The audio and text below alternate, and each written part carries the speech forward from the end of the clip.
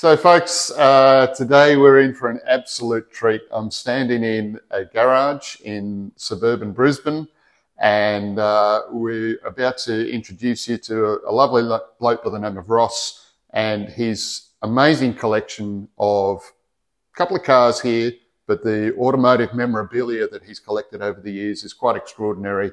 And they say good things come in small packages. Well, you're about to see a small package with some extraordinary things, and the presentation is just wonderful. So I'm just going to ask Ross, mate, what got you into collecting car stuff? I think I started when I bought one first old car, and then I always liked the signs, and that's when I just got started. How old do you think you would have been when you first spotted a sign? That would have been maybe 20 years ago. I think 20 years ago. Oh, right. Could be longer. So this wasn't something that started as a passion as a child. I've always liked cars. Okay. Always liked cars, but with all the signs, it'd be 20, 25 years ago, I'd say. And do you remember your first one? Yeah, I do actually. Have you still got it? Never sell it. The shell one. The shell. Yeah. Ross, that's an impressive sign to start with. I mean, a lot of people would start with a little tin sign that they found in an op shop somewhere. It was actually on eBay, and it was owned by a crowd that did advertisements, and had that in an advertisement. Okay. So then they were selling it, and I bid it and got it. Wow. They had two. I look back now, I should have bought two. Right. But I didn't. What did your wife say when you brought that home? Oh, she liked it. She quite likes the signs. Right. I think the SO one was a bit big. Yes.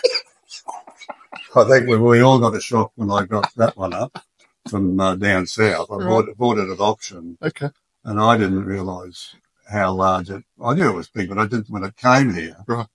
And the guy unloaded it off the truck. We couldn't lift it because it's got the other one outside with the light box. Right. Okay. And 5 of us couldn't lift it. Crikey. So I got some timber, put it down across the road, and then we pushed it and slid it in. Yep.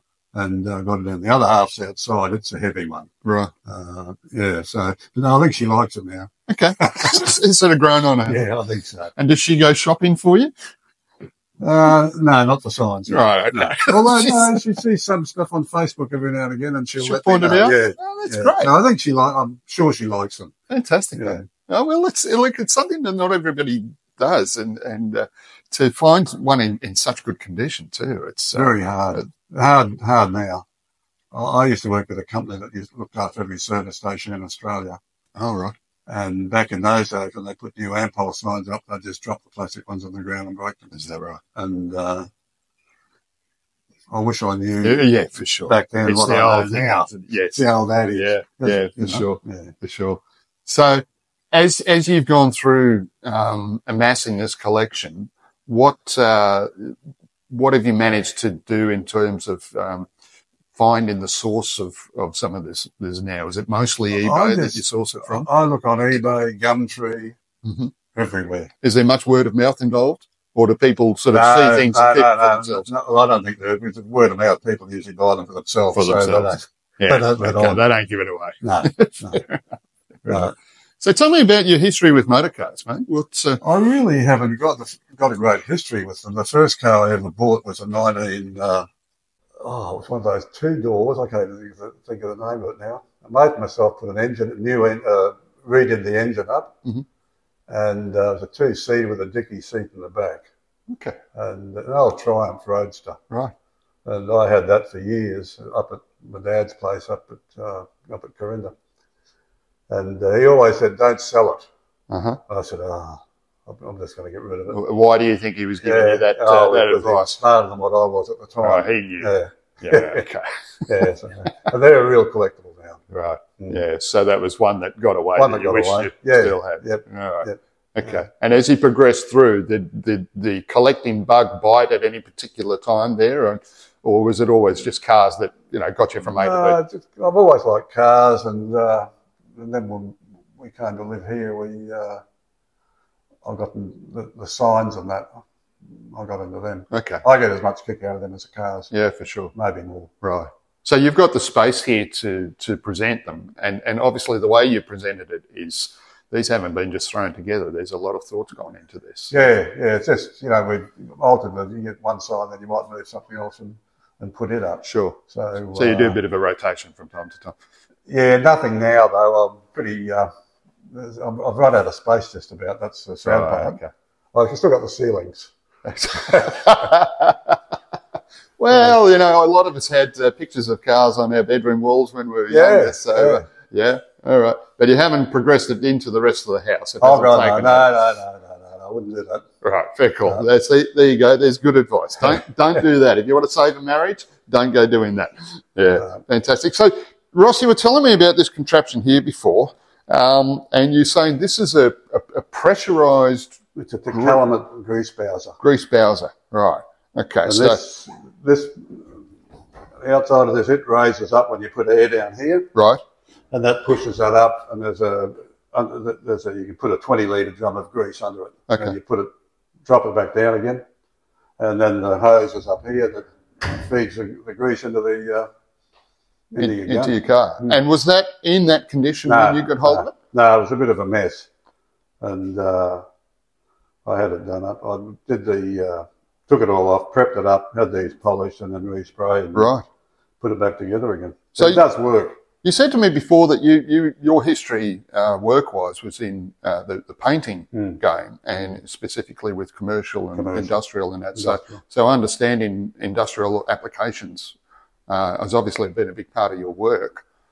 How much of that has fed into your ability to see something like that and say, I know what needs to be done to get this looking good? Oh, I think it's no big deal doing something up. So you don't have to be a specialist? No, right. No. Okay. No. So if somebody comes across something like this, not that they'd find too many of these, give you a ring. There you go. It's a good tip. Give Ross a call. All right. So let's say they want to keep it for themselves. They see something in an op shop somewhere or an antique store out the back and beyond. What's your advice to them in terms of how they go about bringing that into a collection? Is it best to leave the patina or is it best to restore, do you think? I think sometimes it's better to leave the patina. Mm-hmm. I'm not so much on these sort of things because it was a real mess. Right. Okay. With signs and that, you never try and touch them up. Never touch the them enamel signs. You just, whatever they're like, you've only got to look at that one over there. It's a bit of a mess, but it's still looks okay. It still looks good. Okay. So the old adage, it's only original once. That's correct. Yeah, it is. Yeah. And once you've lost it, it's gone. Sure. You know? Yeah, you've ruined it. It's like this. That's not the Calumet grease gun there that came out of a property out at Cunnamulla. Oh, really? So would that, when you say come off a property, so that would have been used by a farmer, let's say? Yeah. Okay. Yeah, they've still got the property, the people I got it off. Wow. And roughly how old do you think that is? Like what circa, when would they have been using it? Could be 70 years old. Crikey. Does it still work? Yeah, it would. Yeah. Fantastic. Oh, that's amazing. I could have done that up, but I didn't want to. I didn't do that up because I think it's better as it is. Yeah, sure. Yeah. Sure. Okay. Yep. Oh, that's beautiful. And tell me about the oil dispensing racks that we've got here. That came from, I bought that on eBay, and it came from Udinadatta, I believe. That's what I was told. Right. It's a double-sided one. And all the bottles were a part of it? No, So the bottles I've added to it. Right. Yeah. That's amazing. Beautiful. And the little scooter? Oh, I bought that at an auction. I was going to do it up, and I haven't got around to doing it. Okay. Do you think you will still do it up or leave it as it is? Yeah, no, I'll most likely do something with it. Okay. So, and tell me about... I'll pull the wheel off. Did you? You got that far. Fair enough. That's beautiful. And tell me about the Bowsers, mate. I mean, we see a lot of Bowsers advertised, and you can see reproduction stuff. There's a lot of that happens. What's the story with the three Bowsers here? Well, that was the first one I bought. The mobile oil one. Mm-hmm. That was the first one. The second one, a mate of mine, I bought it off a mate of mine. This is the Shell? No, the BP. Oh, the BP. Okay. Yep. And the Shell one, I bought that on eBay, Right. and it was a real mess. But it's come up real good. So the other two were sort of as we see them now? No, the other, that one over there, the Mobile Gas one, it was a mess too. Right. It came from down south somewhere. It was just yeah. And how many hours would go into restoring something back to that sort of well, condition? I pulled them all apart and I sent them away to get painted. Right. And then put them all back together again. Once you get cleaning up and just getting them ready, so the big thing, and then just then get them away, get them painted, and put back together. So it's not a hard job. How do you find finding parts for them? Yeah, you can still get parts. There's a Really? lot up at Gympie that sell parts. Yeah, Wow. yeah. But all the parts when I got them, they were all there. Okay, so they were complete. Yeah, they were Right. all there. So it was just a matter of getting them renewed and putting them all back together again. Sure. Wow. Beautiful. So if we move from the memorabilia and then talk about these two amazing motor cars here, I believe this is a Concours winning SL. It won the RACQ one last year. It got the Judge's Choice and also the Best European. Wow. And it's won a few concourses. But I class it as the most expensive Hungry Jacks I ever bought.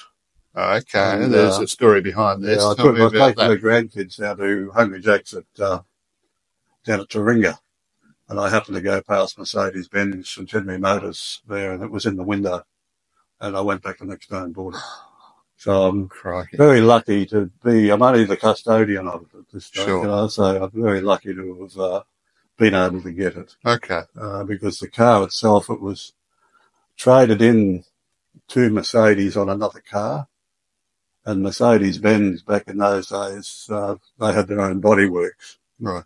And which was over at Evans Road near Salisbury. That's Salisbury, I should say. And they did it up. They did the restoration work on it. That's stripped back and completely restored. And they did it up and they just had it with their showrooms and travelling, a bit of a show car. Mm-hmm. And then it got sold to a guy. Eventually, it went to the guy at Toowoomba, the dealer up there, that he on-sold it. And then he gave it to Centenary to sell for him. The wife didn't. And I was fortunate enough to see it there and bought it. So tell me about the red one, mate. The red one, I'm the second registered owner. It was a gift to a client of Mercedes when he changed over a fleet. Right. That was a gift from Mercedes. Okay. And I ended up getting it. Wow. It's got a genuine 71,000 kilometres on it. It's a 1981 model. Okay. So it's over 40 years old. And how often do they get taken out? Not enough. Not enough? No. Yeah. I think if you ask anyone that with collections, a lot of them say the same thing. That's true. That's true. We got to find time to drive. We've got to get them out there. Yeah, Sure, yeah, mate. you do. And I noticed too that you've got a few number plates lying around as well. So, Yeah.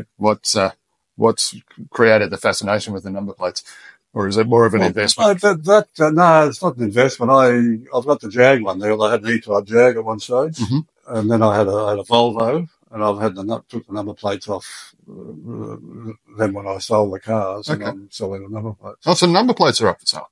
Yeah. Oh, good on. Yeah. All right. Well, there you go, folks. You'll see the number plates in the show. So if you're keen, drop us a line. We can get you in touch with Ross and go from there. One for a Jag, one for a Volvo. So one of each. Okay. If you've got a Jag and a Volvo, you're in luck. Fantastic. Very good. So, Ross, we're looking at some of the signs. No doubt there's some serious money involved in collecting signs these days, but I've noticed too that you've got other memorabilia here which need not necessarily involve such a big financial outlay. So, for example, the cans up there, I've no doubt they're increasing in value now, but we still see the odd one here and there. So if somebody wants to get into collecting motoring memorabilia, where do you suggest they start with this sort of thing? eBay, Gumtree, Yep. Facebook Marketplace, Okay. antique shops. Sometimes you pick up something there. Right. I think everyone's aware of it now, though. Sure. So it makes it harder. They're all eagle eye. Yeah. Yeah. So now you've got kids, I believe. I've got 4 grandsons who one car. I love cars. All right. Yeah. So do you think that somewhere in the future there might be a collection that will keep moving with, yeah, I'd with say the family? so. Tim, my eldest grandson, Timothy, I said, which side do you want? Tim, he said, I want all of them, Granddad. He's not greedy. But he's got an affinity for the cars and the signs. And the other boys like the signs too. They all do, I think. Right. Yeah. Oh, that's great. So, which is good. Yeah, fantastic. Yeah. That's wonderful. So is this it now? This is where you'll stop with the collection, do you think? Or I don't think you ever, if you see a sign that's, I've still got a bit of them up there. So we've got about another 3 square metres. Yeah, I think. It's a beautiful collection, mate. Well, look, thank you so much for opening up your door to us today. My pleasure. And I hope that the collection just continues to grow as you've got the space and as the grandkids. I'm sure my wife thinks that too. That's right. So there you go, folks. If you've got a passion, keep looking, keep hunting, and we'll see you on the road. So if you've got a car, if your friend, family member, whoever it is, has got a car that you'd love to see featured on the show, then right down the bottom of the screen here is where you're going to find a link to it.